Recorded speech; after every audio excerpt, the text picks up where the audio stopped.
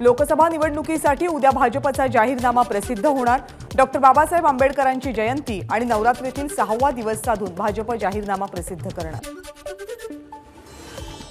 उद्या शरद पवार, सुशील कुमार शिंदे, मोहिते पाटील यांची भेट घेणार।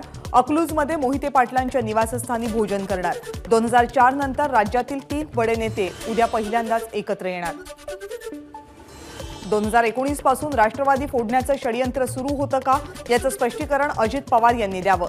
मल्हार पाटील यांच्या व्हायरल व्हिडिओनंतर धाराशिवचे ठाकरे गटाचे लोकसभेचे उमेदवार ओमराजे निंबाळकर यांचा सवाल।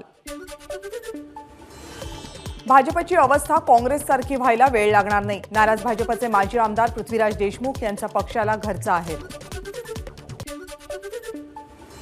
तिकीट का नाकारलं हे सांगायला हवं होतं, पृथ्वीराज देशमुख यांचं वक्तव्य। संजय काका पाटील यांना उमेदवारी मिळाल्यानं पृथ्वीराज देशमुख नाराज। अजित पवारांच्या सांगण्यावरूनच राष्ट्रवादी काँग्रेस सोडून भाजपमध्ये गेलो आणि नंतर ते महायुतीत आले। मल्हार पाटील यांचा गौप्यस्फोट। अजित पवार यांनी कानउघडणी केल्यानंतर मल्हार पाटील यांच्याकडून व्हिडिओ डिलीट।